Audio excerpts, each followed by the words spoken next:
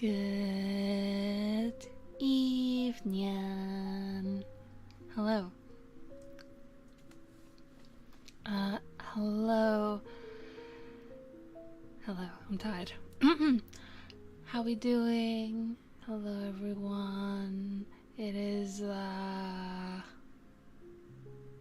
Thursday? It's Thursday. How we doing? I'm so tired. Help.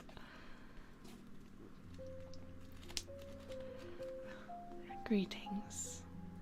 Like outfit, thank you. Thank you, I have my pajamas, because I'm tired, I'm sleepy, and everyone should be going to bed. It is time to sleep. So I am now dressed appropriately for going to sleep. Hit another British sign. My Anglophile arc is booming. Oh no. You know that one of the later stages of that includes being obsessed with our royalty? Like, I've seen late stage Anglophiles, and I'm scared. I'm scared of them. Don't go too far down the rabbit hole. It's very dangerous indeed, trust me. I remember going to the US one time, and I think it was like a friend of mine's mother was like, "Oh my god, have you ever met the Queen? Have you ever seen any of the princes in person?" I'm like, no. No. That isn't... Sorry, we don't just go outside and be like, "Oh, Prince Harry, do you care for a spot of tea, do you?" No, that doesn't happen. So please... I know you'll execute me. Yes. Yes, I will. Wait, no, don't you want that? In which case, no. No, I won't. I don't know, where are you currently at in the being killed by purity alignment chart? Is that a good thing currently or a bad thing currently? Royalty, yeah. I hear listening to cats purring can help you sleep. Surely your new cats must... So, purring does promote healing. However, cats jumping on your face at 6 in the morning does not promote healing or sleep or anything. Right now, my staircase is barricaded. I've got 3 obstacles in between where they are and where I am. And even then, it doesn't actually stop them. It just discourages them. I have a feeling that because I'm speaking now. So last night we had all the defences set up, and they didn't come upstairs at all during the night. However, when my mum left to go to work, like 20 minutes later, one of them was like, hi Purity, I'm here, give me attention. And I'm like, that's not my favourite. I nearly asked my wow, it's a spreading corruption. Don't worry, I've heard if you do something extremely American, it will like balance the scales so you stop tipping in that direction. Okay, Para, no, we're not encouraging violence against harmless cats. They're just too friendly. They're just too friendly. I like the kind of cats that would just like exist in the same space as you. They sit on the opposite side of the room. You're chilling, they're chilling, you're all having a chill time. But these two, headbutt, hi, headbutt, mrah, headbutt. It's like, oh please. I will eat it. Yeah, that'll do it. That'll even the scales a bit. Although, they're good cats. My insomniac self does not. I said they'll be like that when they're older, but you said, yeah. The mother is 11, so she's already all her behaviors are ingrained already, and the son is 6. So to be honest, he's an adult cat now. So he's not. They're not kittens. They're not learning new tricks. So they're just needy. Yep, they are, and they're very cute. They're so friendly. They keep their claws in when they sit on your lap. They're soft as anything. For someone, they are the perfect cat. I know there is someone out there that wants a cat that is like, hi, please give me attention all the time, but that person is not me. It's not me. My cat also has been bugging me the past few days, so it's only my dad and she keeps up at night. Get yourself a hag? You mean for the cats? Get the cats a hag? I don't need a hag. What am I gonna do with that? Hello, older woman. I don't know why I have acquired you. What's a hag?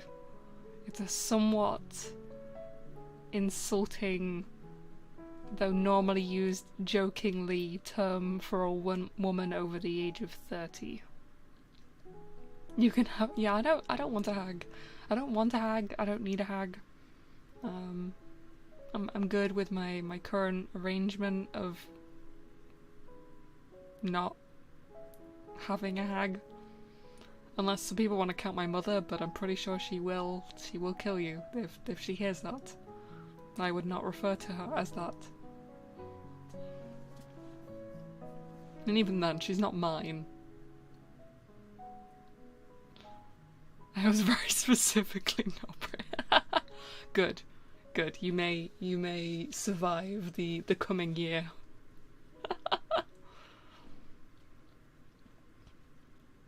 The class progression goes femcel, Christmas cake, hag, cat lady, Really? It goes cat lady after hag? What age is cat lady? I'm pretty sure I know some under 25s who are the cat ladies. I go Lurko before I, but yeah, please don't burn yourself. That's not recommended in any way, case or form.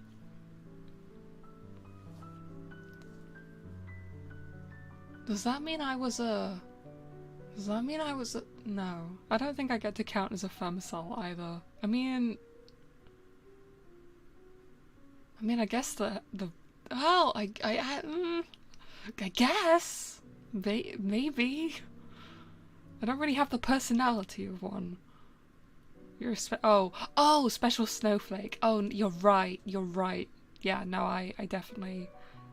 Yeah, I'm special. Femme volcel. But yeah, okay, there we go. Vol femcel or femme volcel. That's my category. There we go. Perfect. Very, very distinct from the femcel category. We both use those opposites.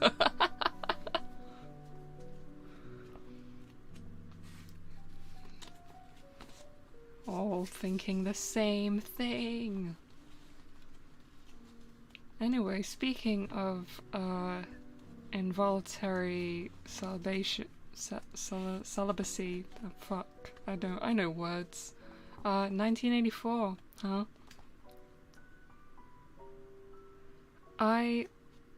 Despite my being insane on Twitter and saying how I wanted to go through the entire book and like redline anything that was actually truth, I haven't done so yet. But now I'm like, I feel like as I'm gonna be reading this, I'm gonna be like, maybe that's not real. Maybe that's not real. Maybe that's not real. Maybe it's all not real. It's all just a lie. So I feel like I feel like this book is gonna start driving me a little bit insane, but we'll see. Also, now that I'm older, and now that like, so obviously, I had my book phase of being a child, loved books, literally, caught me reading all of the time. I'd skip PE just to read. I'd be like, oh, I have a headache, miss. Can I go lay down? Can I go stay in the classroom? And then I'd just like pick up a book off the shelf and start reading it, and they'd come back and they'd be like, Purity, if you have a headache, you shouldn't be reading. And I'd be like, oh. And then when I was 16, I stopped reading. Almost just cold turkey, literally. No more reading. Not because I wanted to stop reading, but that's when, I don't know, shit happened when I was 16. My mental health was like, attention span? No, you don't have that. You don't need that. Say goodbye. And I was like, cool. Hate reading, apparently. But now that I'm getting back into reading, even if only through reading streams, and I literally like don't read at all in my own time, because I guess I don't really count myself as having my own time. That's probably something I should work on. Anyway, now that I'm older, I feel less precious about books. I still wouldn't do, you know people who, I still don't like the idea of like folding corners.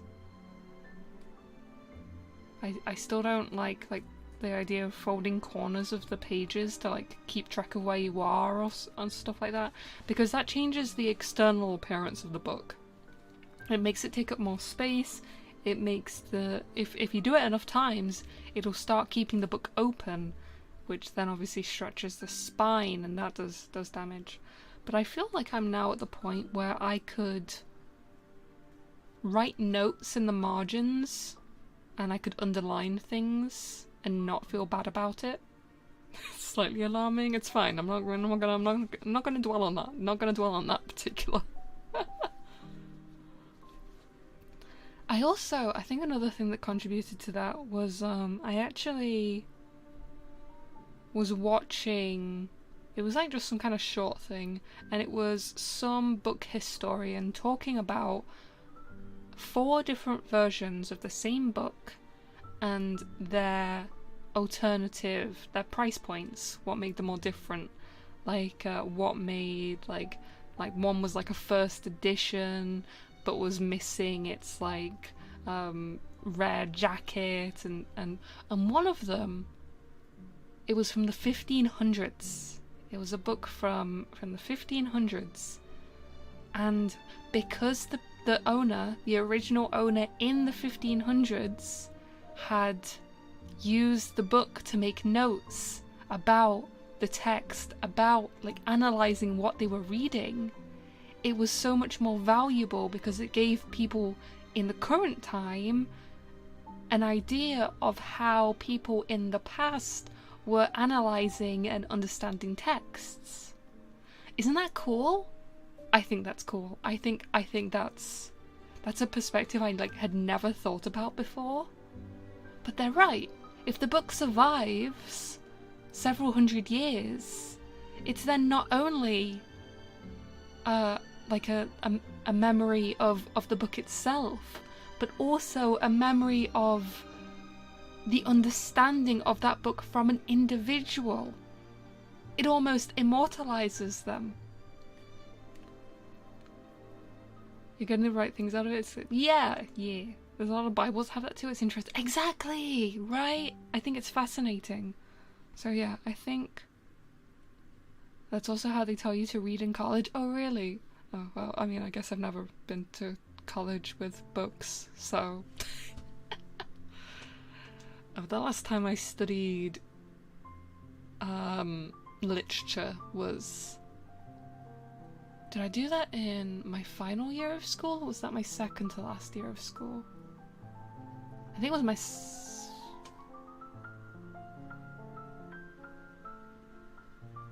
I think it was the last year. Yeah, so I haven't actually like done any formal reading of anything in a educational context for 10 years. 10 or 11 years. Take your pick. Gah. High school is when read 1984 originally, so I hear that's when apparently people still read it now in high school. It wasn't on any of my like potential books I could have read. I think I looked them up. I think I looked up the exam boards in the UK. So UK AQA GCSE English books. English literature teaching resources. No, that's not what I meant. Great Expectations, Macbeth, Romeo and Juliet. Well, apparently they're doing The Strange Case of Dr. Jekyll and Mr. Hyde now. That's pretty cool. I did A Woman in Black, Of Mice and Men, To Kill a Mockingbird. We did like a weird amount of American fiction actually. Both Of Mice and Men and To Kill a Mockingbird is very contextually American. Like Of Mice and Men is like what, 1920s America, like the Great Depression. And then Of Mice and Men is like about like segregation and stuff. Or at least that is one of the themes in the book. I wonder why we did so much American stuff rather than anything really... Oh, we did Lord of the Flies. That was British kids. Lord of the Flies is about British kids. No, God, I actually forgot about Lord of the Flies. That was an interesting book. I don't think I would read it again though, but it was definitely an interesting analysis on an aspect of human nature. I like the part where they killed Piggy for his glasses. I remember, the only part of it that I actually remember was that there was a part of the book where, like, the boys rolled a boulder off the top of the cliff, and our teacher was like, this represents World War II and the dropping of the nuclear bombs. And we were like, what? I don't know why that stands out so much in my memory. I think because I just found it a little bit of a reach, maybe, that dropping a boulder off a cliff was meant to represent bombing Japan. But, you know, I'll leave it to him. You know, whatever gets you the good grade in English, really, that's what matters. I can't remember, we did English language and English literature. There were 2 different GCSEs, and I got an A in one and a B in one, and I can't remember which one I did better in anymore. It's been too many years. I can no longer remember my grades. I don't even bother putting it on my CV anymore. I remember back when I used to apply to jobs when I didn't have any experience, so I had to try and look as impressive as possible by using my academics. I was like, yes, I got an A in maths, and an A in science physics, and an A in science chemistry, and an A in science biology, and an A in maths applied, and an A in maths statistics, and like I would literally list them all out like that. Now I'm just like, yeah, I got 13 A to C's. I don't even specify the fact that the majority of them are A's. It's just like, yeah, just take them. It's school. You don't give a shit about how I did in school. Man. I do still want to get one of the books I read in school, though. The Woman in Black. I think I actually tried to steal it. I think I actually tried to steal it from school. That was a book I actually genuinely enjoyed reading for class. It's horror with gothic themes and a creepy atmosphere. They have GPA over there? No, not really. They did change the education system after I left. So when I was there, basically what you would do is you had A star to C and then U, unmarked. And what you really wanted to do was get as many A to C's as possible, and then however many you could list was the best kind of thing. You also wanted to make sure that you absolutely passed English and maths, or else they would make you retake it in college. But as long as you got a C, honestly, it didn't really matter that much. Which in hindsight, well, actually, no, it wouldn't have changed. I never studied anyway. Maybe I was gonna say I would have studied less, but I literally don't think that's possible. I don't think I could have studied any less than I already did. But we just kind of said how many A star to C's we had. Nowadays, though, they have like a number system. Like, they don't get A stars and A's and B's and C's anymore. They get like a number. I can't remember how it works. I can't remember if like an 8 is the best and a 0 is the worst, or whether the lower the number the better. It was something really confusing. So I do wonder now whether like they give the average number they got as your like mark of intelligence now in schools.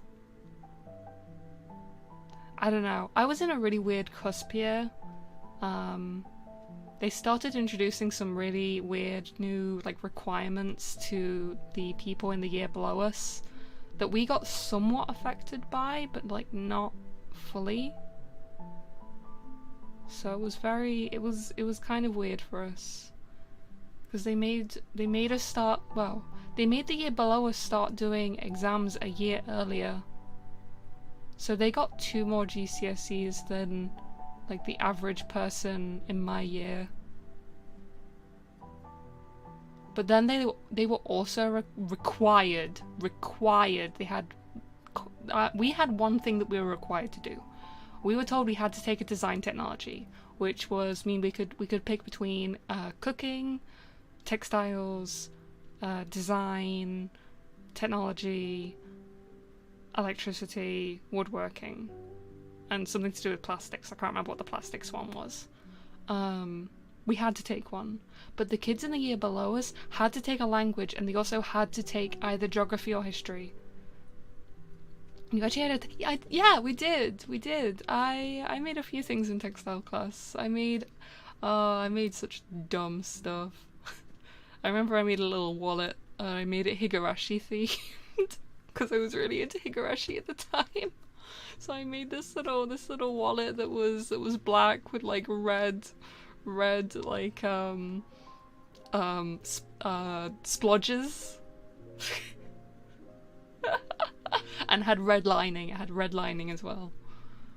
And I had like iron-on little drawings of Runner and Mion that I made. Higurashi Part 2 and good question. Next question. No, textiles was an actual thing we took in school. Everyone was required to take so in the first years of secondary school is 5 years long in the UK. We don't have middle school. We have primary school, and then you do 6 years in primary school, and then you do 5 years in secondary school. The first 3 years for us, all of our subjects were required. We had to do French, we had to do German if you were good at French, we had to do history, geography. We went through the entire year and like literally did every single design technology. Would spend like half a term in each DT and then move over to the next one. So we did a bit of cooking, a bit of textiles, a bit of electronics. And then when we got to our GCSEs, we got to pick which ones we wanted to do. A lot of the boys took electronics and woodworking. Not that many people actually took textiles. I took design because I was like, yeah, I'm an art person. I do art things. I can do design technology. I know how to use CAD, and I did at the time. I don't remember anymore, but I did. Should I just read it on my own so I can be up to date with Puri Law? No, because back when I was a kid, I didn't read Higurashi. I watched the anime. So if you want to be up to date on the Puri Law, you just have to watch the anime instead. Not the newest one, just the old ones. Higurashi Kai, and I guess also Higurashi Rei, because I did watch that in the hopes that I would get interesting stuff, but honestly it was just kind of weird, so don't know if I recommend that one. Oh, actually no, Rika beats Satoko with a chair in that one. You should watch Rei.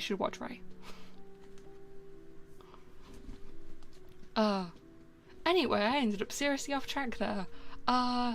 Edumacation, Umineko over Higurashi. I think they're all good, but I really do need to sit down and read Umineko. I feel like the anime was like the surface of Umineko, and I don't actually really know what happened in Umineko beyond a very brief understanding.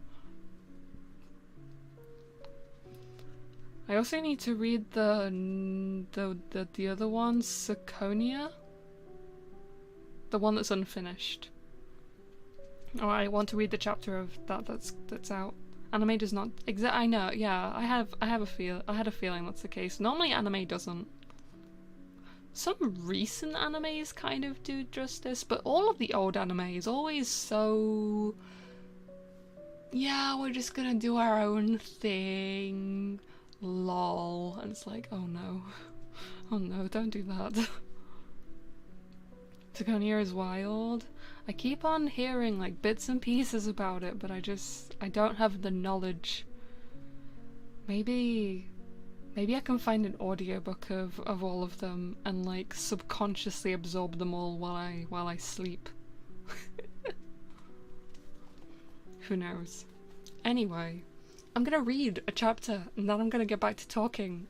Because the point, I do love to just talk and just use these as a Zatsudan stream. But also I do want to finish this book sometime within the next century, preferably before like 2084. Battle of Fury Zatsu. I mean, thank you, but also a book.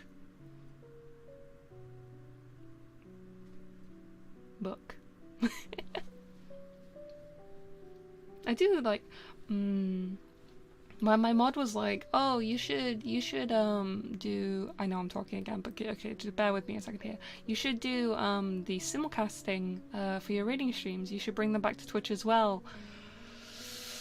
No.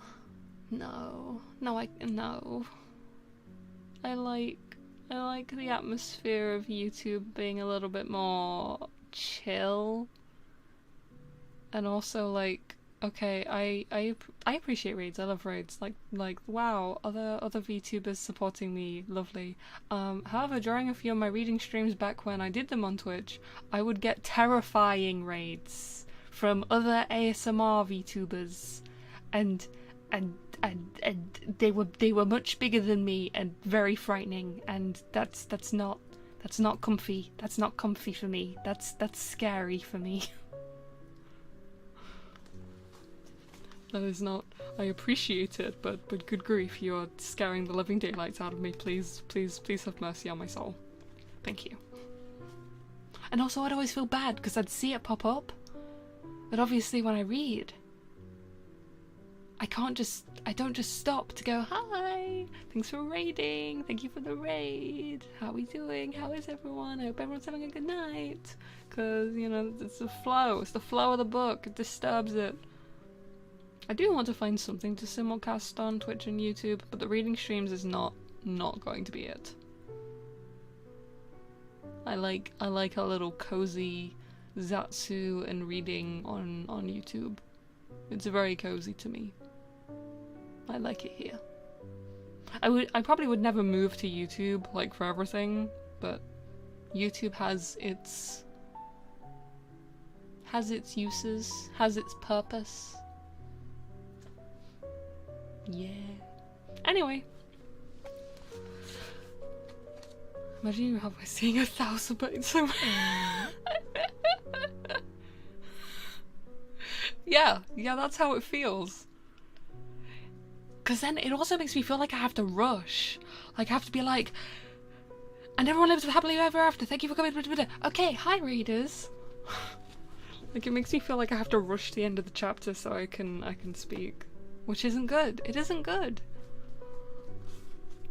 Sorry, I mean, I know there's redirects on YouTube, but they're smaller and less dangerous. So it's okay, I think. Then I get the frickin' PewDiePie raid and just frickin' die on the spot. Does he even do anything? I don't even know if he still exists. I feel old now saying his name. Yeah. Reading. Then back to Satsu. No more distractions. So, if you are trying to get some sleep, I do wish you have a very nice rest. We will not be redirecting, obviously, because I do not have that ability, so you are free to sleep and you shouldn't be awoken for any reason. If you are busy working or studying, I do hope that goes well. And I hope it goes with as little stress and as quickly as possible and you get everything done. If you need to get a drink or a snack, please do feel free to do so, and I will catch up with anything said in chat at the end of the chapter. If there are any issues with my audio at any time, please do let me know and I will try and fix it immediately. Okie dokie. I'm shaking my head. I'm shaking my head at that.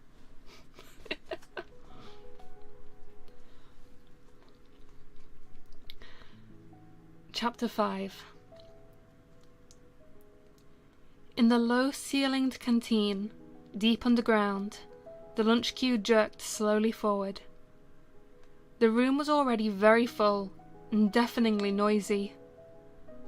From the grill at the counter, the steam of stew came pouring forth, with a sour metallic smell which did not quite overcome the fumes of Victory gin. On the far side of the room there was a small bar, a mere hole in the wall, where gin could be bought at 10 cents the large nip. "Just the man I was looking for," said a voice at Winston's back. He turned round. It was his friend Sim, who worked in the research department. Perhaps friend was not exactly the right word. You did not have friends nowadays. You had comrades. But there were some comrades whose society was pleasanter than that of others. Sim was a philologist, a specialist in Newspeak. Indeed, he was one of the enormous team of experts now engaged in compiling the 11th edition of the Newspeak Dictionary. He was a tiny creature, smaller than Winston, with dark hair and large, protuberant eyes, at once mournful and derisive, which seemed to search your face closely while he was speaking to you. "I wanted to ask you whether you'd got any razor blades," he said. "Not one," said Winston, with a sort of guilty haste. "I've tried all over the place. They don't exist any longer." Everyone kept asking you for razor blades. Actually, he had 2 unused ones, which he was hoarding up. There had been a famine of them for months past. At any given moment there was some necessary article which the party shops were unable to supply. Sometimes it was buttons, sometimes it was darning wool, sometimes it was shoelaces. At present it was razor blades. You could only get a hold of them, if at all, by scrounging more or less furtively on the free market. "I've been using the same blade for 6 weeks, he added untruthfully. The queue gave another jerk forward. As they halted, he turned and faced Sim again. Each of them took a greasy metal tray from the pile at the edge of the counter. "Did you go and see the prisoners hanged yesterday?" said Sim. "I was working," said Winston indifferently. "I shall see it on the flicks, I suppose." "A very inadequate substitute," said Sim. His mocking eyes roved over Winston's face. "I know you," the eyes seemed to say. "I see through you. I know very well why you didn't go to see those prisoners hanged." In an intellectual way, Sim was venomously orthodox. He would talk with a disagreeable gloating satisfaction of helicopter raids on enemy villages, the trials and confessions of thought criminals, the executions in the cellars of the Ministry of Love.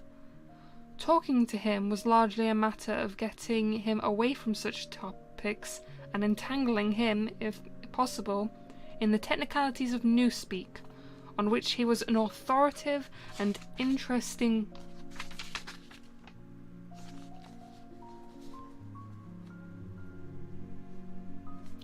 I'm trying that sentence again, hold on. I'm trying that sentence again, I messed up, I thought it was continuing onto the next page. Talking to him was largely a matter of getting him away from such subjects and entangling him, if possible, in the technicalities of Newspeak, on which he was authoritative and interesting. Winston turned his head a little aside to avoid the scrutiny of the large, dark eyes. "It was a good hanging," said Sim reminiscently. "I think it spoils it when they tied their feet together. I like to see them kicking. And above all, at the end, the tongue sticking right out, and blue, a quite bright blue. That's the detail that appeals to me." "Next, please," yelled the white-aproned prole with the ladle. Winston and Sim pushed their trays beneath the grill. Onto each was dumped swiftly the regulation lunch. A metal pannikin of a pinkish-grey stew, a hunk of bread, a cube of cheese, a mug of milkless Victory coffee, and one saccharine tablet. "There's a table over there, under that telescreen," said Sim. "Let's pick up a gin on the way." The gin was served out to them in handleless china mugs. They threaded their way across the crowded room and unpacked their trays onto the metal-topped table, on one corner of which someone had left a pool of stew, a filthy liquid mess that had the appearance of vomit. Winston took up his mug of gin, paused for an instant to collect his nerve, and gulped the oily tasting stuff down. When he had winked the tears out of his eyes, he suddenly discovered that he was hungry. He began swallowing spoonfuls of the stew, which, in among its general sloppiness, had cubes of spongy pinkish stuff, which was probably a preparation of meat. Neither of them spoke again till they had emptied their pannikins. From the table at Winston's left, a little behind his back, someone was talking rapidly and continuously, a harsh gabble, almost like the quacking of a duck, which pierced the general uproar of the room. "How is the dictionary getting on?" said Winston, raising his voice to overcome the noise. "Slowly," said Sim. "I'm on the adjectives. It's fascinating." He had brightened up immediately at the mention of Newspeak. He pushed his pannikin aside, took up his hunk of bread in one delicate hand and his cheese in the other, and leaned across the table so as to be able to speak without shouting. "The 11th edition is the definitive edition," he said. "We're getting the language into its final shape, the shape it's going to have when nobody speaks anything else. When we finish with it, people like you will have to learn it all over again. You think, I dare say, that our chief job is inventing new words. But not a bit of it. We're destroying words. Scores of them, hundreds of them, every day. We're cutting the language down to the bone. The 11th edition won't contain a single word that will be obsolete before the year 2050. He bit hungrily into his bread and swallowed a couple of mouthfuls, then continued speaking, with a sort of pedant's passion. His thin, dark face had become animated, his eyes had lost their mocking expression and grown almost dreamy.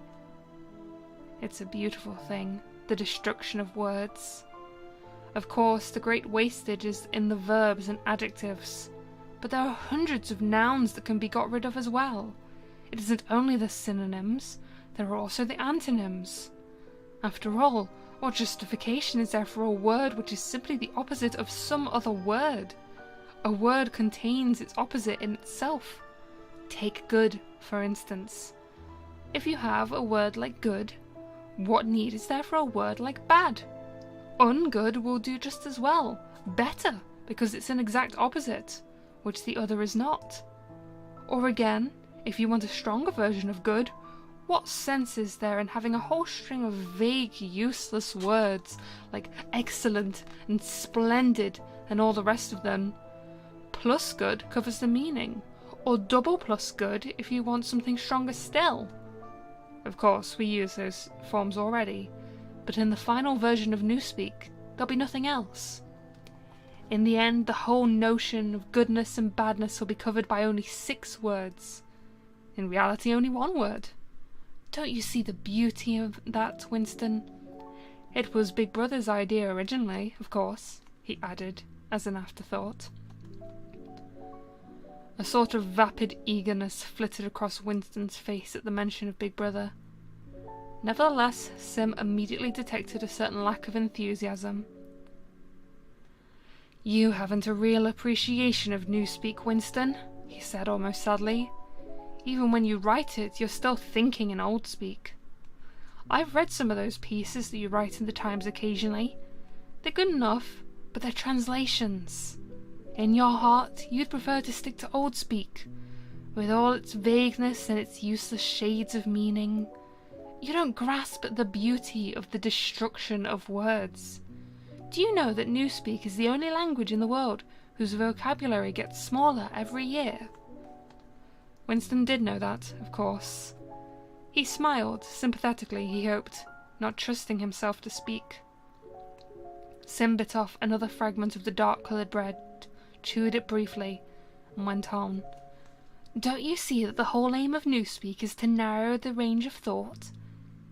In the end, we shall make thought crime literally impossible, because there will be no words in which to express it. Every concept that can ever be needed will be expressed by exactly one word, with its meaning rigidly defined, and all its subsidiary meanings rubbed out and forgotten.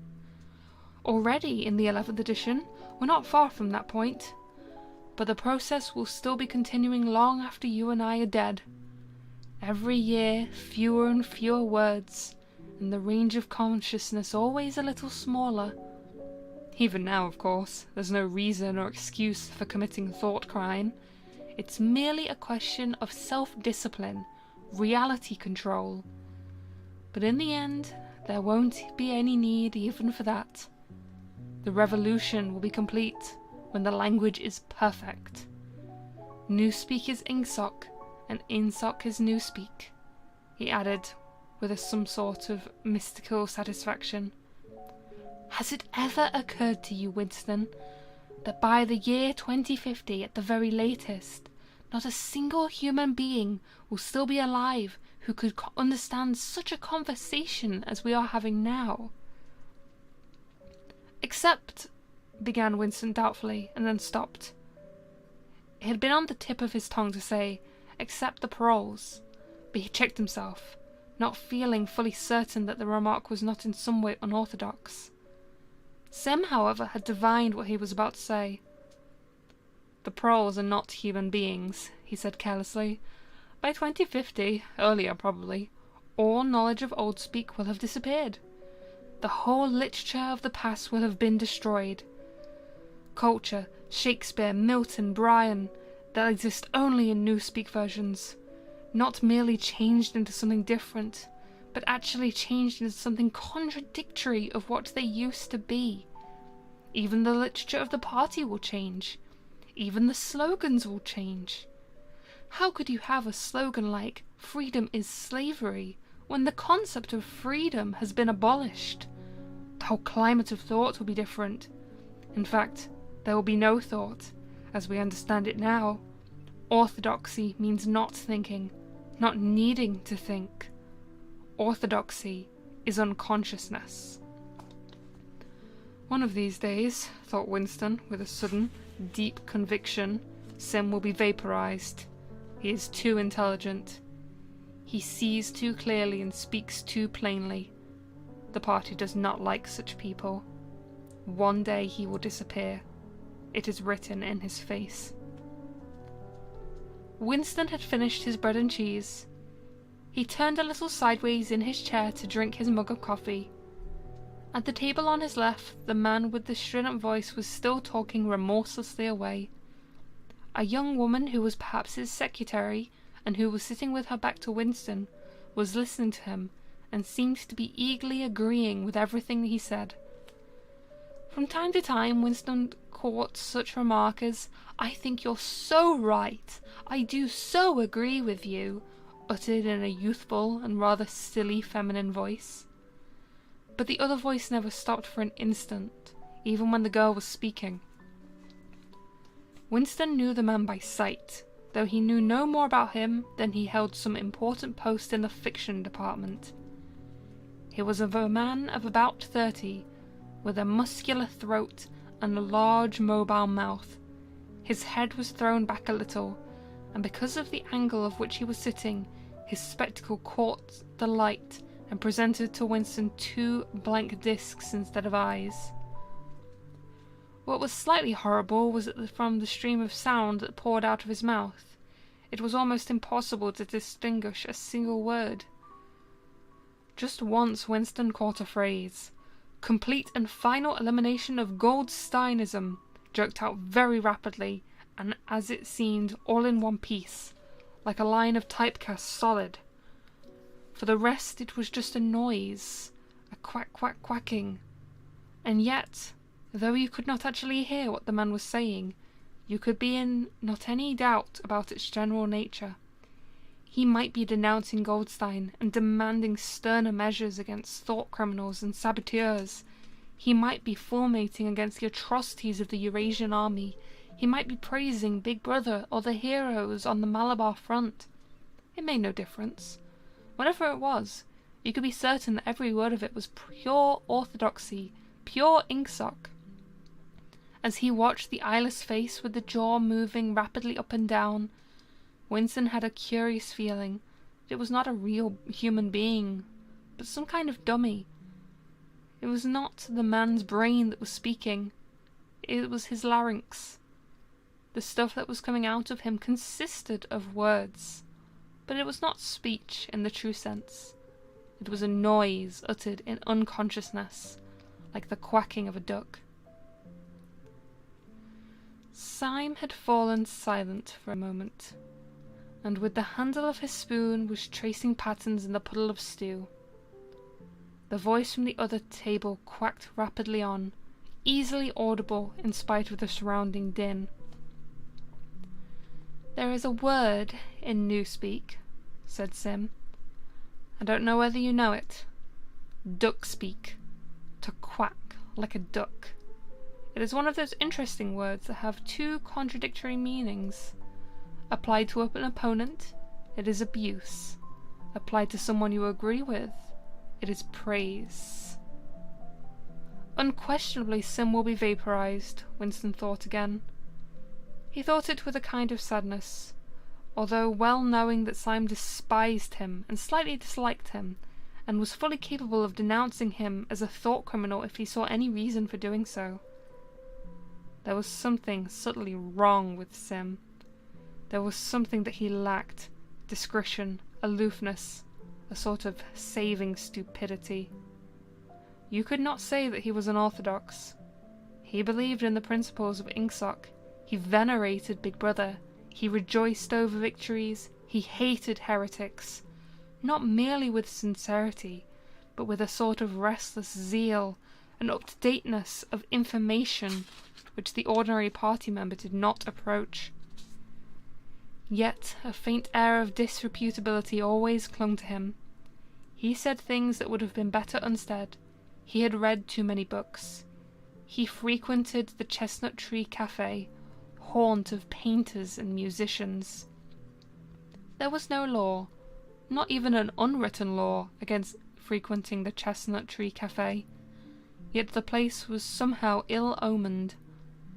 The old discredited leaders of the party had been used to gather there before they were finally purged. Goldstein himself, it was said, had sometimes been seen there, years and decades ago. Sim's fate was not difficult to foresee, and yet it was a fact that if Sim grasped, even for 3 seconds, the nature of his, Winston's, secret opinions, he would betray him instantly to the thought police. So would anyone else, for that matter, but Sim more than most. Zeal was not enough. Orthodoxy was unconsciousness. Sim looked up. "Here comes Parsons," he said. Something in the tone of his voice seemed to add, "That bloody fool." Parsons, Winston's fellow tenant at Victory Mansions, was in fact threading his way across the room, a tubby, middle-sized man with fair hair and a frog-like face. At 35 he was already putting on rolls of fat at neck and waistline, but his movements were brisk and boyish. His whole appearance was that of a little boy grown large, so much so that although he was wearing the regulation overalls, it was almost impossible not to think of him as being dressed in the blue shorts, grey shirt, and red neckerchief of the spies. In visualizing him, one saw always the picture of dimpled knees and sleeves rolled back from pudgy forearms.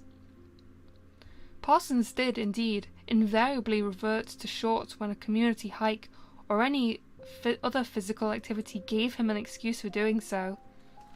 He greeted them both with a cheery "Hello, hello," and sat down at the table, giving off an intense smell of sweat. Beads of moisture stood out all over his pink face. His powers of sweating were extraordinary. At the community centre, you could always tell when he had been playing table tennis by the dampness of the bat handle.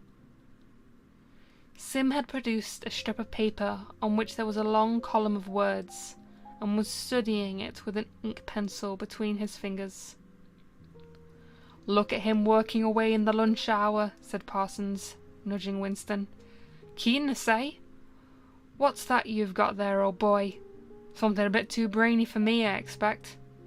Smith, old boy, I'll tell you why I'm chasing you. It's that sub you forgot to give me." "Which sub is that?" said Winston, automatically feeling for money. About a quarter of one's salary had to be earmarked for voluntary subscriptions, which were so numerous that it was difficult to keep track of them. "For Hate Week. You know, the house-by-house fund. I'm treasurer for our block. We're making an all-out effort, going to put on a tremendous show. I tell you, it won't be my fault if old Victory Mansions doesn't have the biggest outfit of flags in the whole street. $2 you promised me." Winston found and handed over 2 creased and filthy notes, which Parsons entered into a small notebook in the neat handwriting of the illiterate. "By the way, old boy," he said, "I hear that little beggar of mine let it fly at you with his catapult yesterday. I gave him a good dressing down for it. In fact, I told him I'd take the catapult away if he does it again." "I think he was a little upset at not going to the execution," said Winston. "Ah, well, what I mean to say, shows the right spirit, doesn't it? Mischievous little beggars they are, both of them, but talk about keenness. All they think about is the spies, and the war, of course. Did you know that little girl of mine did last Saturday, when her troop was out on a hike out Berkhamston way? She's got 2 other girls to go with her, slipped off from the hike, and spent the whole afternoon following a strange man. They kept on his tail for 2 hours, right through the woods, and then, when they got to Amersham, handed him over to the patrols."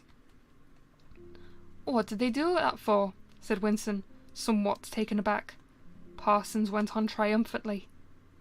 "My kid made sure he was some kind of enemy agent. Might have been dropped by parachute, for instance. But here's the point, old boy. What do you think put her onto him in the first place? She spotted he was wearing a funny kind of shoes. Said he'd never seen anyone wearing shoes like that before. So the chances were he was a foreigner. Pretty smart for a nipper of 7, huh?" "What happened to the man?" said Winston. "Ah, that I shouldn't say, of course.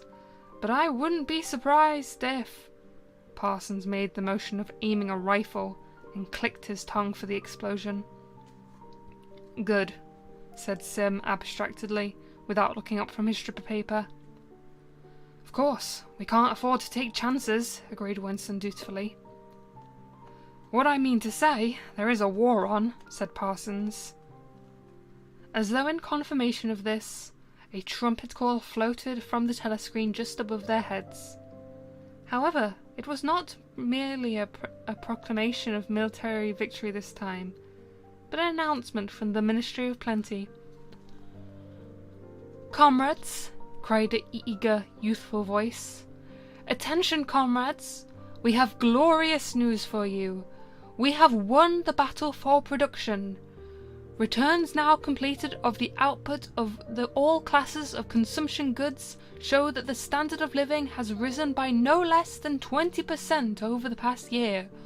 All over Oceania this morning there were irresponsible, spontaneous demonstrations when workers marched out of factories and offices and paraded through the streets with banners voicing their gratitude to Big Brother for the new happy life which his wise leadership has bestowed upon us. Here are some of the completed figures. Foodstuffs." The phrase, "our new happy life," recurred several times. It had been a favourite of late with the Ministry of Plenty. Parsons, his attention caught by the trumpet call, sat listening with a sort of gaping solemnity, a sort of edified boredom. He could not follow the figures, but he was aware that they were in some way a cause for satisfaction. He had lugged out a huge and filthy pipe, which was already half full of charred tobacco.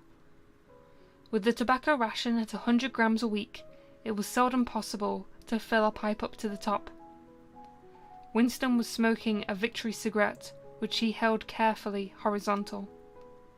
The new ration did not start till tomorrow, and he had only 4 cigarettes left. For the moment he had shut his ears to the remote noises, and was listening to the stuff that streamed out of the telescreen. It appeared that there had even been demonstrations to thank Big Brother for raising the chocolate rations to 20 grams a week. And only yesterday, he reflected, it had been announced that the ration was to be reduced to 20 grams a week. Was it possible that they could swallow that? Only 24 hours? Yes, they swallowed it. Parsons swallowed it easily, with the stupidity of an animal. The eyeless creature at the other table swallowed it frantically, passionately, with a furious desire to track down, denounce, and vaporize anyone who should suggest that last week the ration had been 30 grams. Sim too, in some more complex way, involving doublethink. Swim swallowed it. Was he then alone in the possession of memory?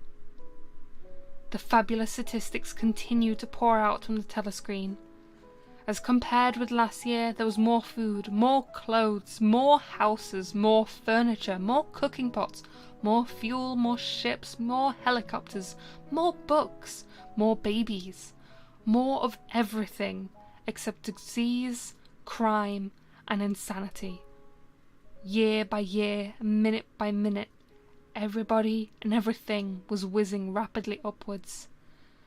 As Sim had done earlier, Winston had taken up his spoon and was dabbling in the pale-coloured gravy that dribbled across the table, drawing a long streak of it out into a pattern. He meditated resentfully on the physical texture of life. Had it always been like this? Had food always tasted like this? He looked around the canteen.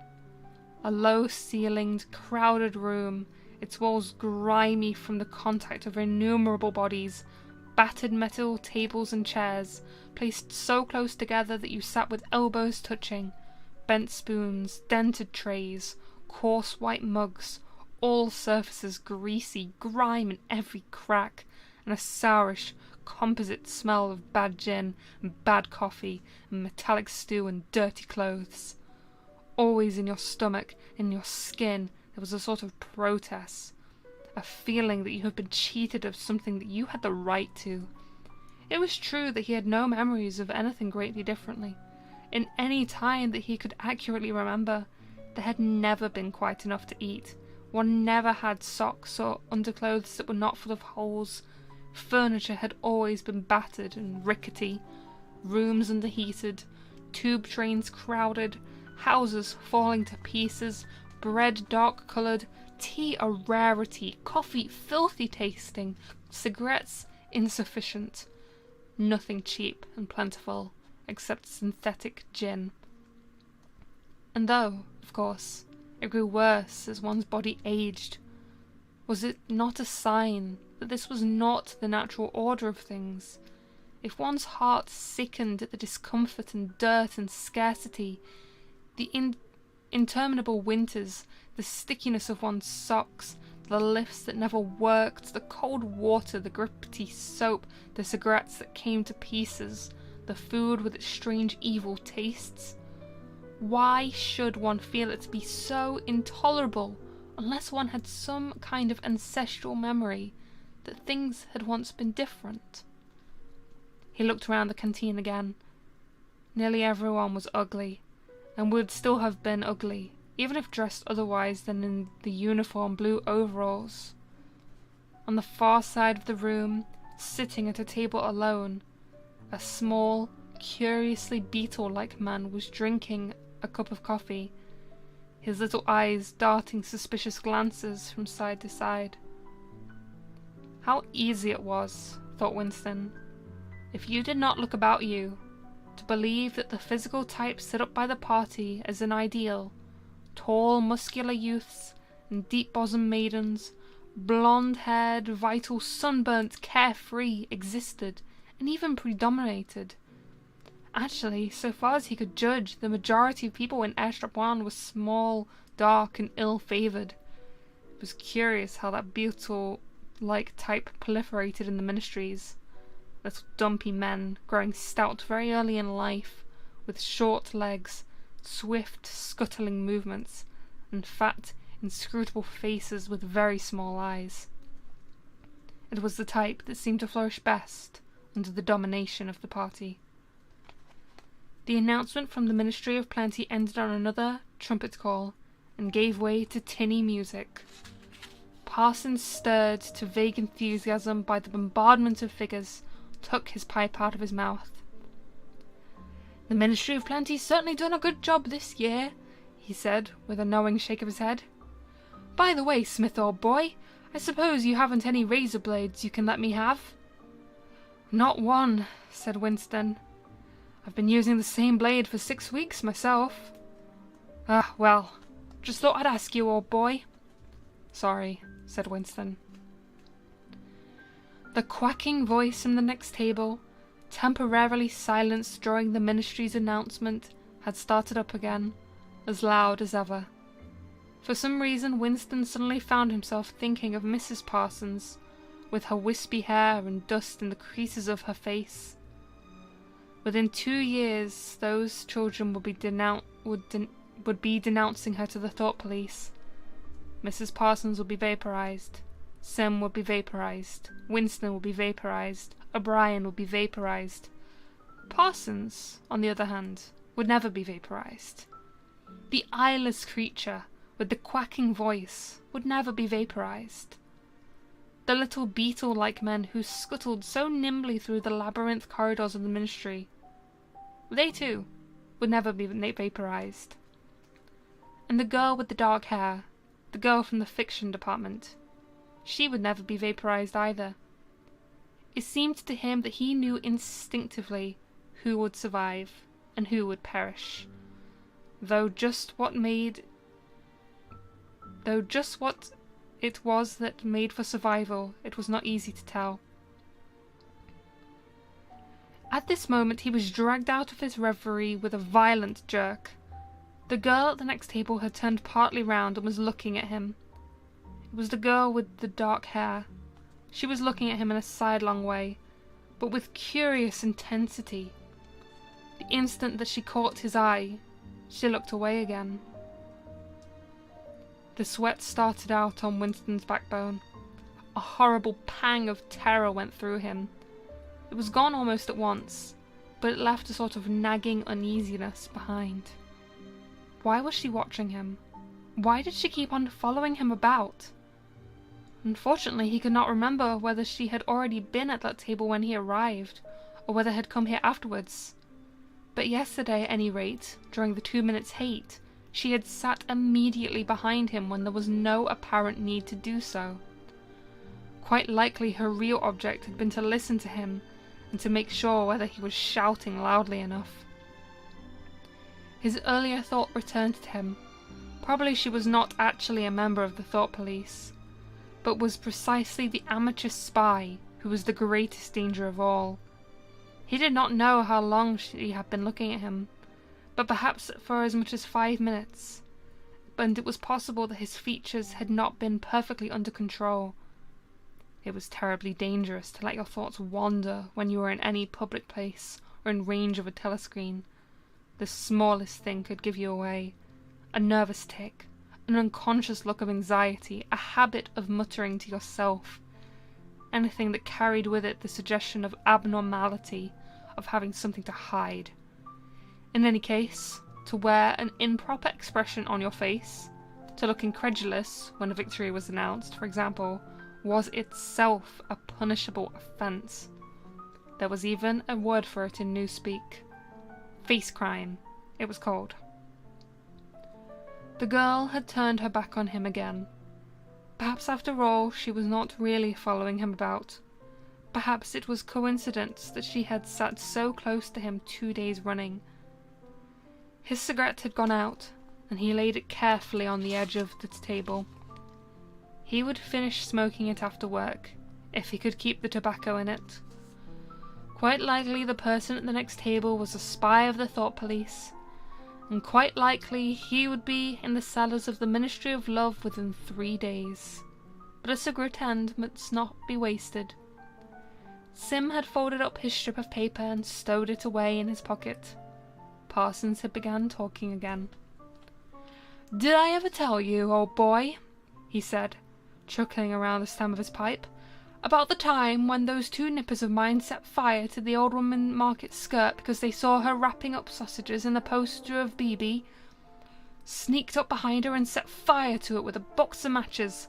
Burned her quite badly, I believe. Little beggars, eh?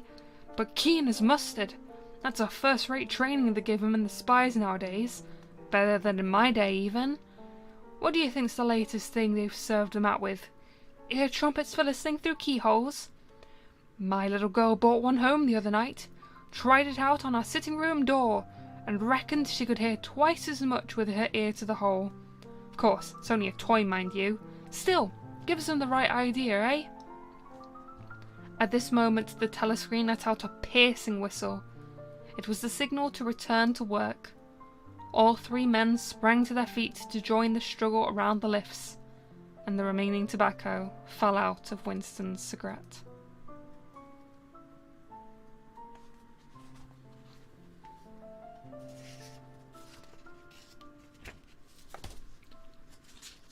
Ah yes, from now on I'm going to call all bad things ungood, and all very good things double plus good.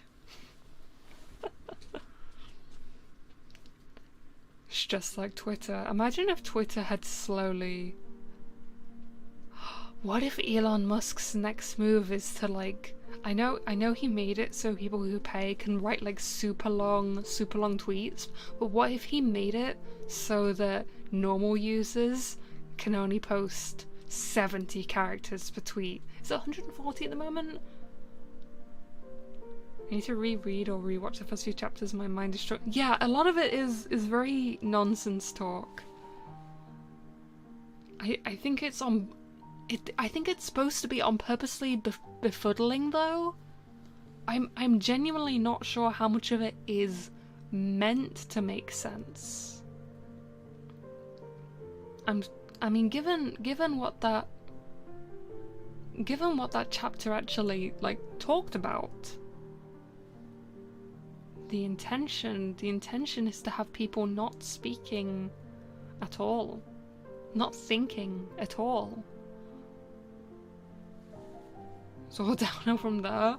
Wait, is it not 140 characters anymore? I don't know. I literally don't know, and I still don't understand Twitter, and I still don't care to work out what they're doing. I don't know how many characters I'm allowed to put them in a post. Also, yeah, get very deep. I don't understand what is happening. Yeah, that's fair. That's fair. I'm also going to give the first 5 chapters a reread, I think, with my and also go and annotate it.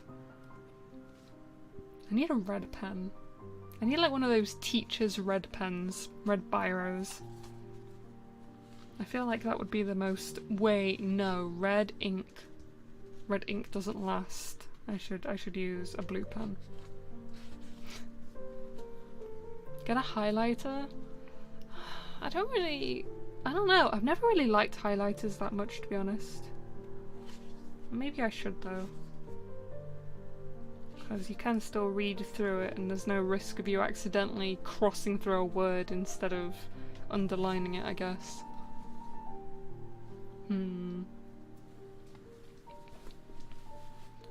But yeah, it's very interesting to me how each chapter has a very specific subject that it's about. I mentioned it last time. Last time was about the eradication of history, the rewriting of memory. This chapter was about language. I think the 3rd chapter was about... That was the one where Winston went to go help his neighbour. I think that was about home life and social interact, like the way that that humans are socializing in the current world. Yeah, I need highlighter and a red pen. Blue pen. Blue pen. I want a red pen. I'm getting a red pen. It's fine, as long as I don't keep it out in sunlight, it won't fade. I don't know what sunlight is. We don't do that. We don't do that here. But yeah, no, very good book. I can every time. I mean, oh God, I have a feeling. How the hell was I supposed to pronounce that guy's name? Was that Sim or Sime? I think most people pronounce Y's as a I sound, but for some reason my brain just instantly went to Sim, which makes me suddenly realize that I think I've been pronouncing one of my chatters' names wrong the entire time, and I'm going to question them about it next time I see them.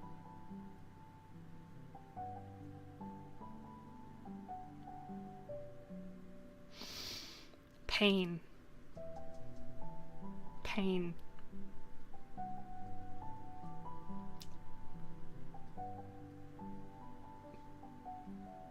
I think I've been saying it wrong this entire time, and I think I'm gonna have to re-record a bunch of that chapter. Might be an Irish kind of pronunciation? Maybe? Maybe? Or maybe it's short for Simon? Did the other character call him Simon? The other character called him something else, and I was surprised by it. Oh wait, no, was he referring to Winston? Is Winston's first name Simon? No, Winston's first name is Smith. Did he not say so? Oh God, I'm gaslighting myself. Oh God. But Simon is pronounced with that I sound, but is with an I.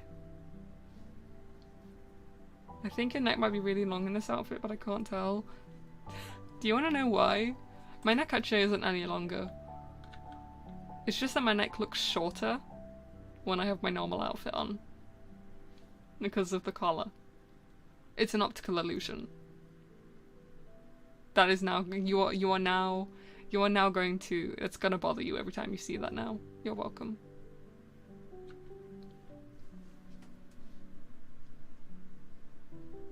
Although now I can see that too, and I kind of want to ask Rye to move my head down. Yeah, I want to ask. I want my head moving down now. It's too high up. That's bothering me now. What the hell? Why have you done this? Why have you done this to me?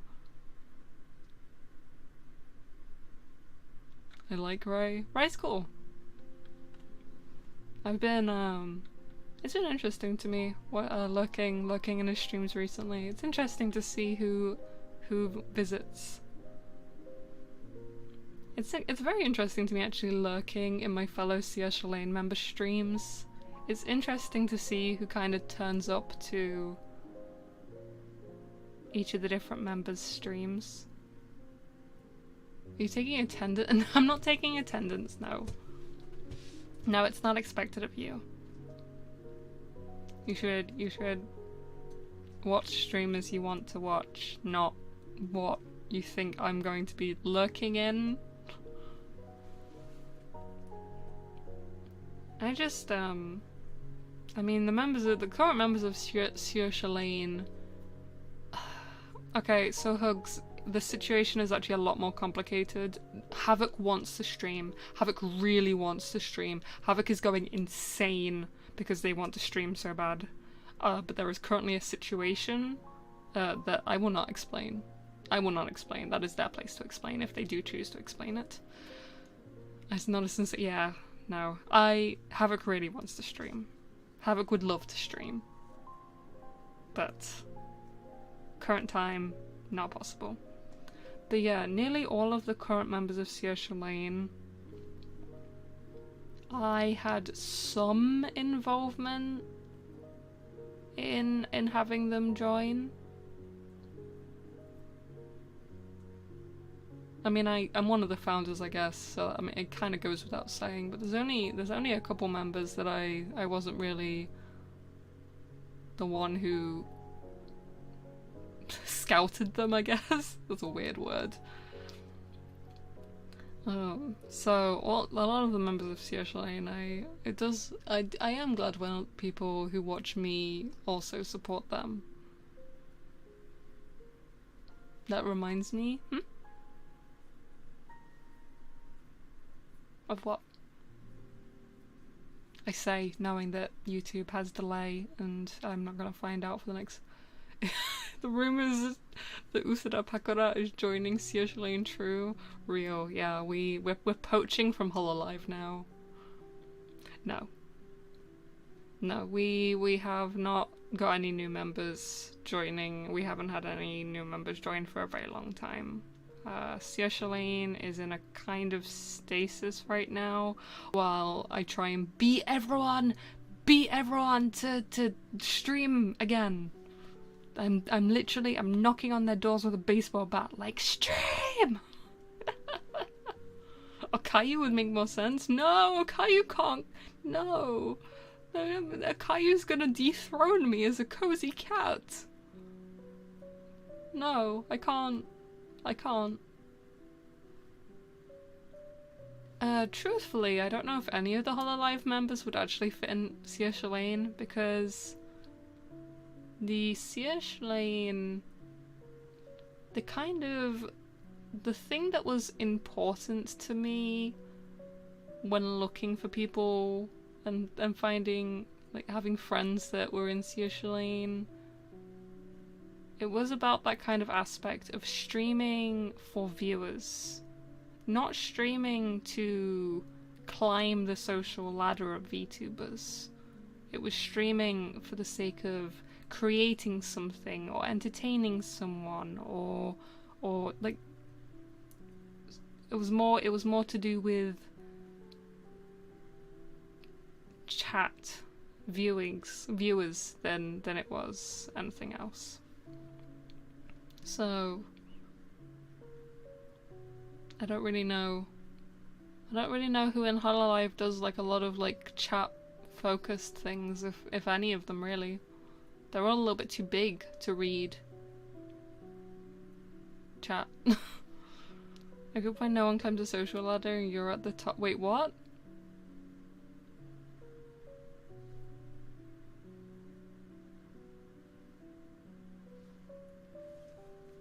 Wait, I don't understand. What do you mean?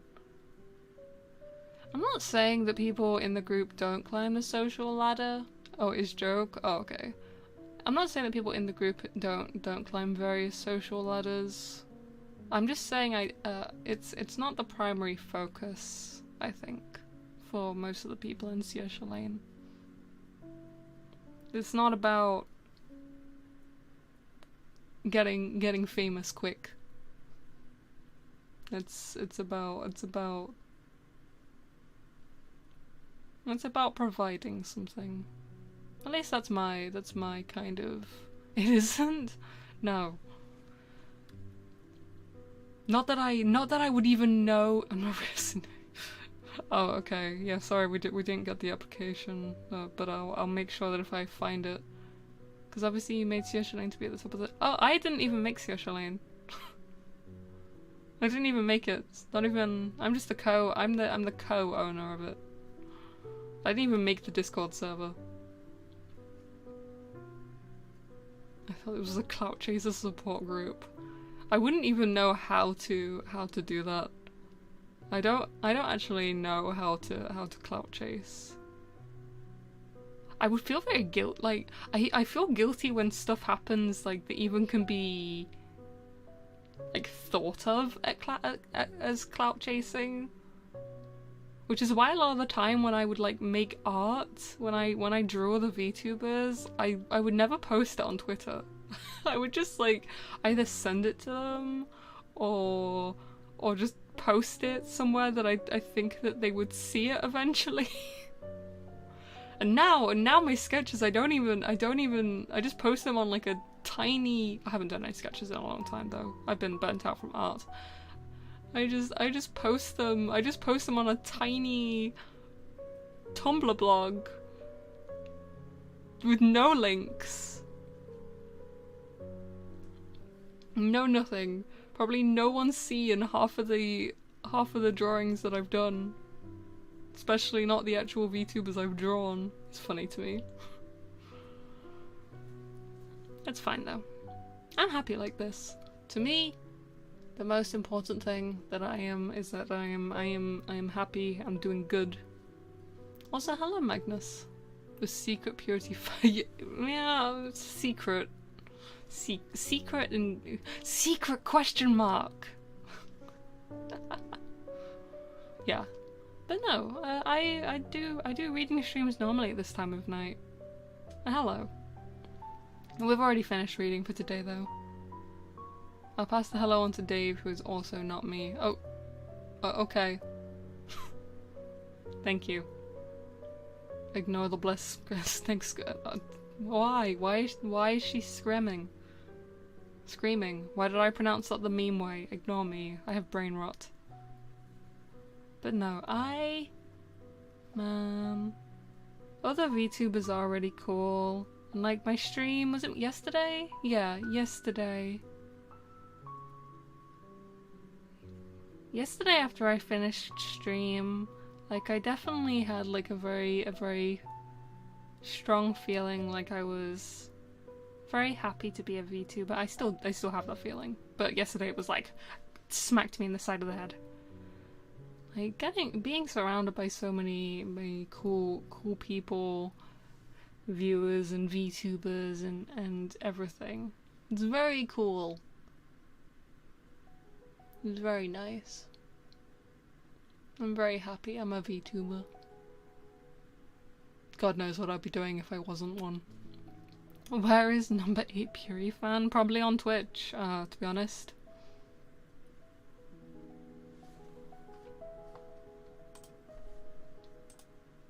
Yeah, I would have to say probably on Twitch. It's weird like that because you'll see it. Wait, what's my ceiling? Yeah, when I think VTuber viewers, I think yeah. No, genuinely, I mean, everyone's an individual, whether you're cool or not is a case. It's not really a case of a sweeping statement. But I think it is very cool that a bunch of people with individual lives and you know, work, busyness, personalities, experiences. I think it's pretty cool that a bunch of people just, you know, come to support me. And chat with me and with each other. I like it. Smack that. Oh, like your room's like. Damn. Really? You're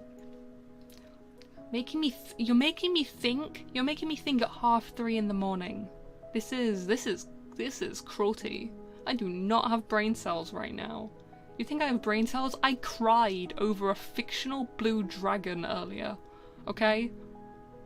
No brain cells. I cried over a fictional dragon earlier. And I'll do it again. Probably. I enjoy watching your streams and chatting with everyone. I'm glad. That's the kind of thing that makes me happy. That's the reason I stream. One of the reasons I stream. There's a few. I think it's cool that cool people fucked with super cool Dragonflight is that good, huh? Okay, so I just have the dragons, the aspects, all like they have slightly more of a meaning to me, I guess, than a lot of other aspects of like Warcraft lore. Like both from when I was an active player and just from like a thinking standpoint. I made a Tumblr post where I ranted in the tags for about 5 hours about the infinite dragonflight. I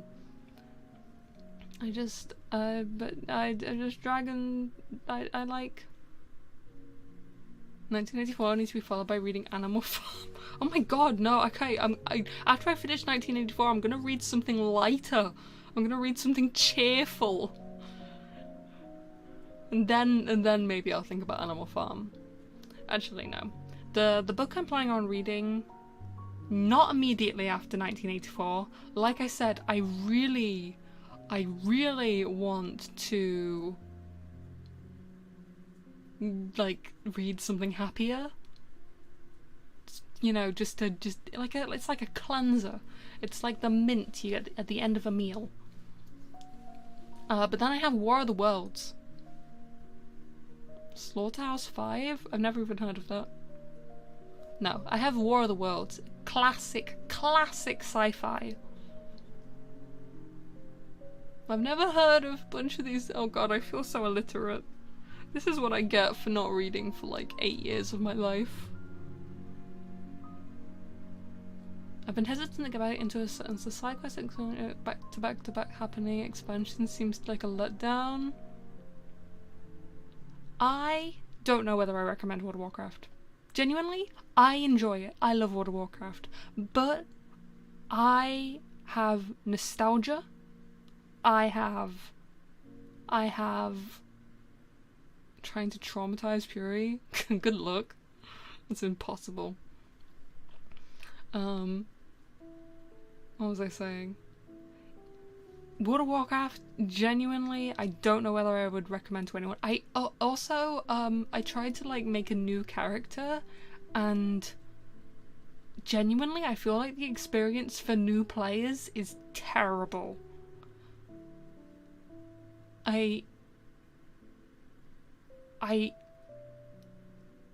The story makes no sense.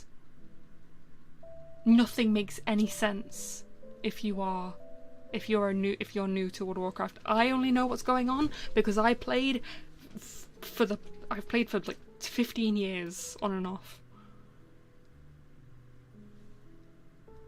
Final Fantasy IV. Oh no, I'm not saying World of Warcraft is good. In fact, I'm almost saying the opposite. I am basically saying the opposite. World of Warcraft is pretty bad for a lot of people. If you're new to it, it's bad. If you haven't played in maybe 15 years, just play Classic. I like how they drop new WoW players in BFA like they don't... Yeah, exactly! What is with that? They don't know who Jaina Theramore is? They don't know about Thrall and Sylvanas and they don't know anything. They don't know anything. It's so confusing. World of Warcraft, and then Classic. Okay, Classic is obviously the Classic experience. Which I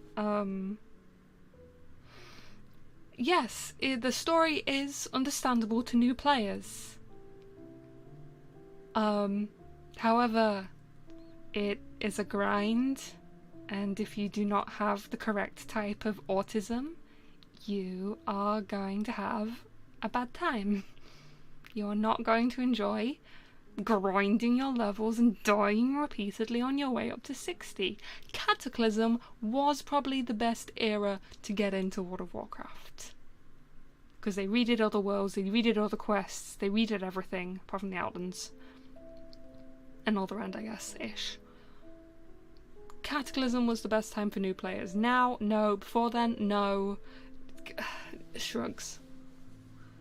I'm gonna sit here with my job done villagers. I bailed before Cataclysm and escaped. I started playing during Burning Crusade. Burning Crusade. I raided throughout Wrath of the Lich King in Cataclysm. And then I was intermittently playing during Mists of Pandaria, but I was busy with my exams and with college and stuff, so I wasn't playing much.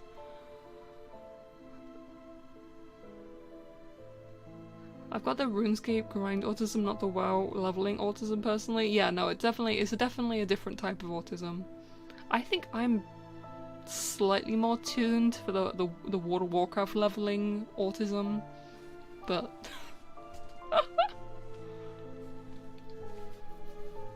but no, Legion. See, the problem with Legion is that you still have a lot of story to catch up on to then get to max level, With Cataclysm, you've only got vanilla Burning Crusade, Wrath of the Lich King, and then Cata itself.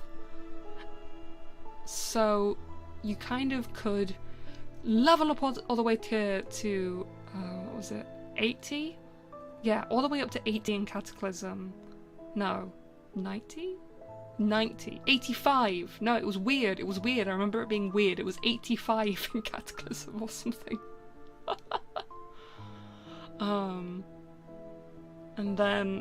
But there was enough time for you to go back and do the Burning Crusade and the Wrath of the Lich King stuff, so you could find out the story, find out what happened with the Legion and with the Lich King, and then knowing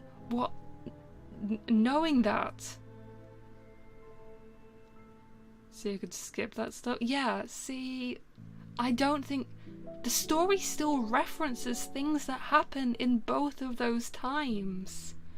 Literally, the quests I've been doing in Dragonflight tie in directly to Wrath of the Lich King, the Eye of Eternity, the Blue Dragonflight, Malygos. If I'd never played the Wrath of the Lich King expansion, if I'd skipped it entirely, I'd have no idea what was going on. I wouldn't care about the Blue Dragonflight. They were just a bunch of sad nerds. But no, because I know what happened, because I was there. It means more. So yeah. Anyway, what I mean to say is that I'm extremely autistic about World of Warcraft. I really love it. I want to play it forever. I can play it forever. However, I don't recommend people to play it anymore, really. Even though I want to. I want to recommend people to play it. But in good faith, I can't. In good faith, I cannot recommend it as an MMO. That's a weird thing to say. Anyway. Shorter version. Me play WoW. Thumbs up. Thank you for coming to my TED Talk. I'm never gonna play Final Fantasy XIV though. You can miss me with that shit. At a certain point, games have just been running too long. Yes. Yeah. And that is what has happened with World of Warcraft. And they've tried to streamline the experience so that people can get right to the meat of it. But by skipping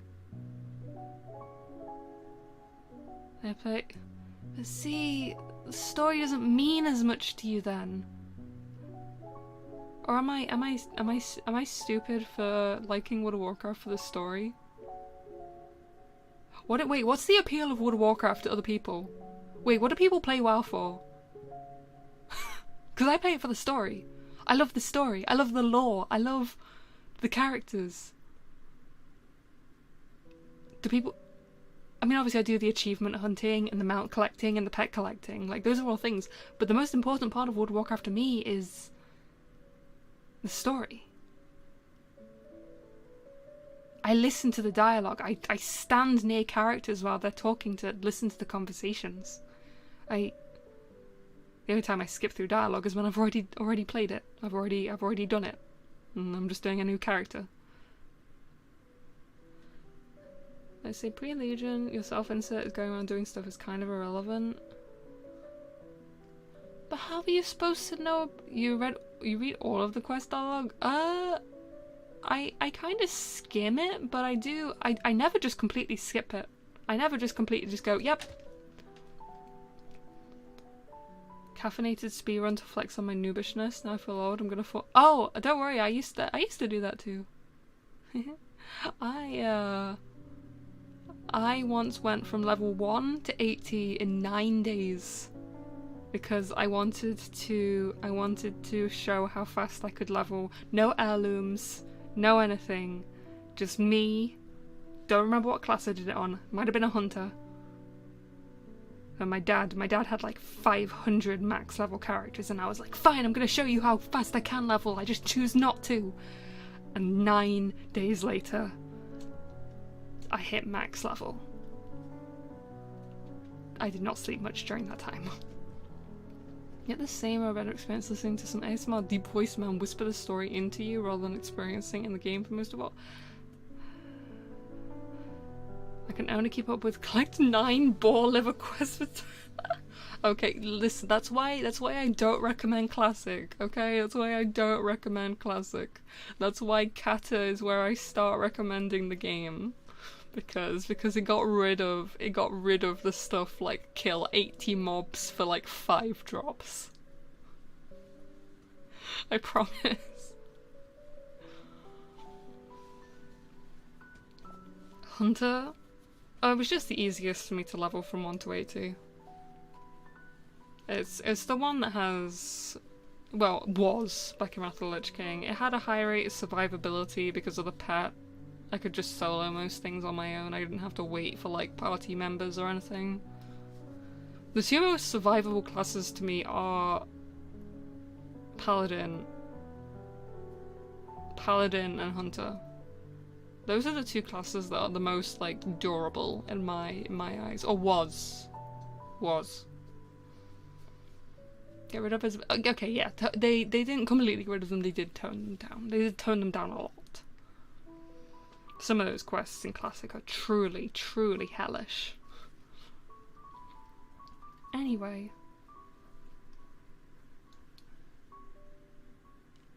For the most part, I think I'm content with where I am at with my MMO experience. You know, I've tried all of them. I played Fly for Fun, I played Mabinogi, I played Ragnarok, I played World of Warcraft, I played RuneScape. Every time I was trying to, after you got me to play it again when I went from Elijah to then one night. What do you mean? No, I'm content now with just playing RuneScape and World of Warcraft. Swapping between obsessions. The thing is, like, is it even a free trial? Because if I look at it on Steam, it literally has a price tag on it. But no, the thing is about Final Fantasy is I have no attachment to the word. The world. Also, hello. Version of a dog with music instead of hugs.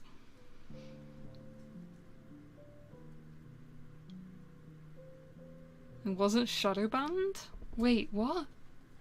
Wait, hold on, let me go click on... Has something been going on? Has something not been working correctly in my chat? Did I tell you the story thing I was doing? The PvP Oh wait, actually that does ring a bell. You know the Final Fantasy takes place in unique... Yes, okay. My understanding of Final Fantasy is that none of this... Well, some of the stories are connected, but mostly it's completely unrelated stories in different worlds, but they do all have, like, a vague, reoccurring themes and chocobos for some reason. What's with the birds? Why are the birds in every universe? What's with that? Let me get back to the VTuber viewer. Oh, were your messages on your other account not going through? YouTube! But no, I have no attachment to the Final Fantasy franchise, so I don't know. It feels difficult for me to get invested. And also, again, it's Final Fantasy's been going for a very long time now, right? So there's a lot of story to catch up on that most people just tell you to skip the first couple of expansions. Yeah, just click through the dialogue of Heaven's Ward. Don't worry about it. It's kind of shit. Like, alright. Like, okay, when I don't like this whole concept of skipping any of it. I felt a primal urge to scream for the horde, you stupid. My god, I'm not... Okay, I am a horde, but I'm not that adamant about it. Jesus. That account is shadow banned? Yeah, I can't see. If you tried to send a message, I didn't see anything go through. What the hell? YouTube, what is your problem?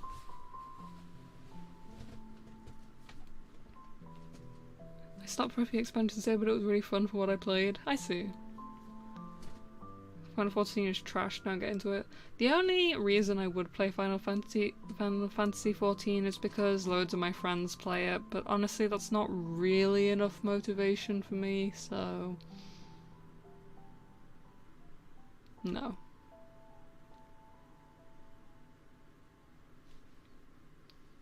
Like I said, I don't care for... slower pacing than classic, but that's impressive. That's impressively slow if that's true. The best MMO story I've seen, definitely. I mean, I know people are very attached to certain characters, like if I see one person screaming about Emmet Selch, or whatever his name is, I might go insane. Which means I am inevitably going to go insane, because people do love screaming about that man.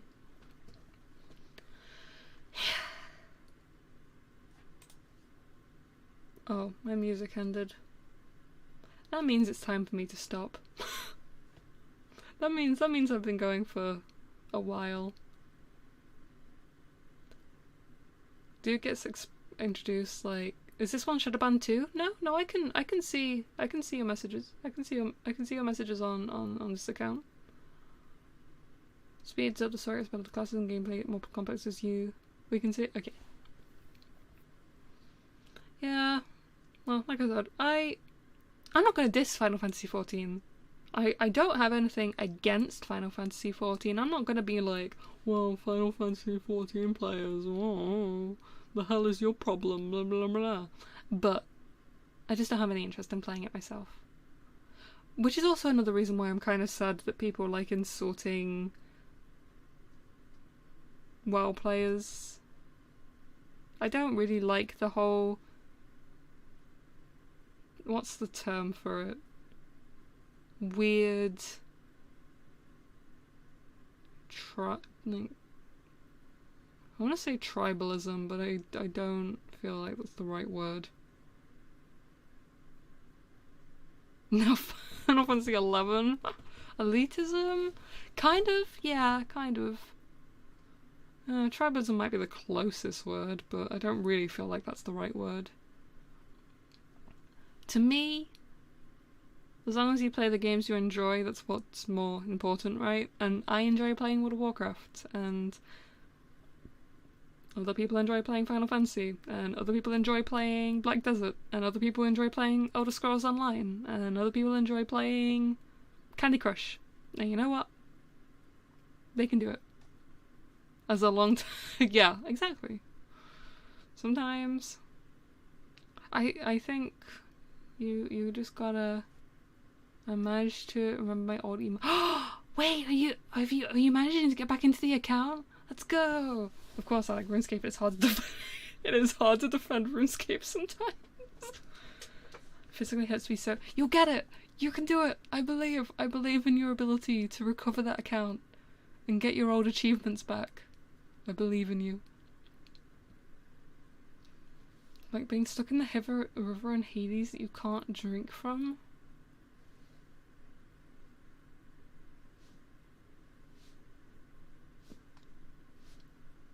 What?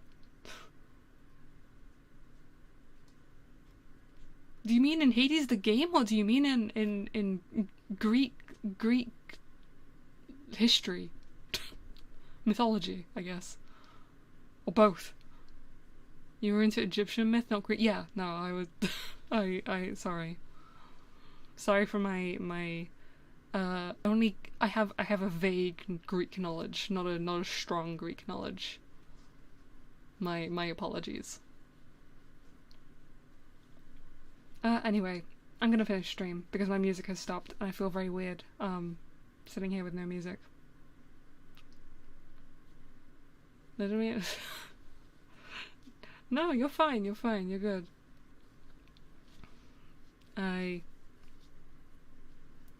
All of my knowledge of Greek history is just frickin' Hercules, 1997 Disney Hercules film, and Hades by Supergiant Games. There we go. That's my knowledge of Greece. It's so bad. But yeah, no, thank you for coming. I do intend on streaming Saturday. However, can you hear them? Can you hear them scratching? I can hear them from downstairs. They're gonna get me. I promise nothing. For my... I can't believe cats are too extroverted. These ones are too extroverted. I like... Oh god, I feel like this is like the same experience as, you know, Phasmophobia? You know when everyone was playing Phasmophobia? And you know when there was a ghost hunt and you would have to try and like lock yourself in the room and like hold the door closed so the ghost didn't kill you? I feel like that. But with cats. And a suitcase being my door. I'm in danger. Okay. They're coming for me. So yeah, I do intend on streaming on Saturday, but if they keep me awake, if I can't sleep, then, you know, I'm you're just main character coded? Are they trying to be my companions? I don't think I'm main character coded. I think I'm narrator coded. I once had a guy in college who was like, "Oh my god, I'm like the main character, and like you're the side character and you're the love interest," and I was like, "Get out." I'm the narrator. That's my role. That's my role, I feel. I'm not main character material. I'm too sleepy. Every chapter starts with Purity woke up and they were very tired, so they rolled back over and tried to go back to sleep. Would you read that book? Would you read that book? I don't even know what it would be about. What a gross thing to say. Yeah, I went to college with some real folks. Some real folks. I'm literally reading that audiobook right now. Wait. No. Yeah, college was a time. That's why I dropped out. Lamau. Anyway, I'm gonna stop being distracted now. You might see me on Saturday. You might not see me on Saturday. You might see me on Monday. You might not see me on Monday. You should see me on Wednesday.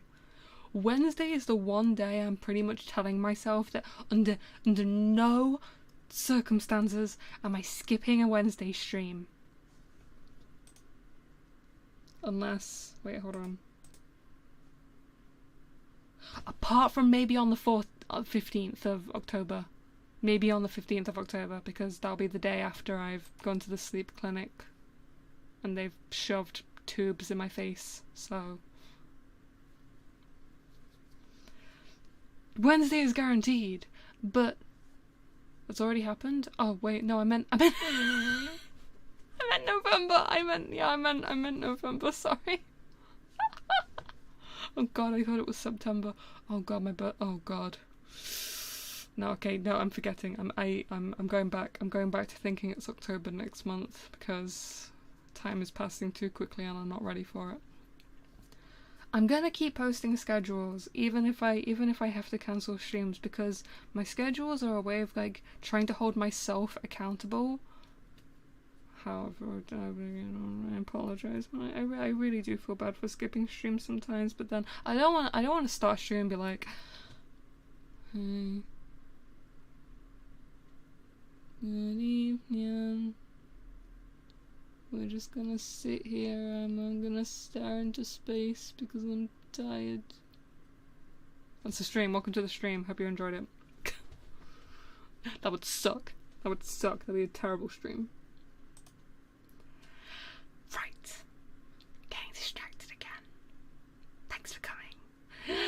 Thank you for coming to stream. Thank you for hanging out with me. Thank you for talking to me despite my constant changes of subject and I don't know what I'm talking about. I probably went off a bunch of different tangents and never finished what I was originally saying in the first place because I'm very intelligent and very tired all the time.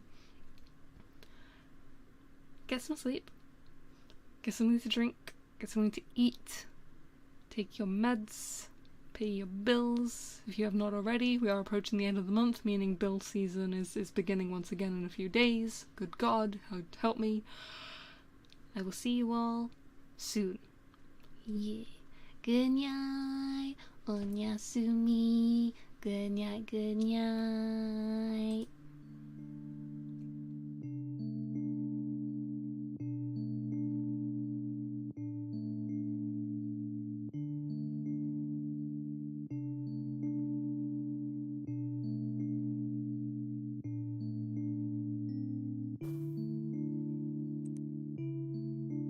You like the fact I managed to get the transition, my reading streams too?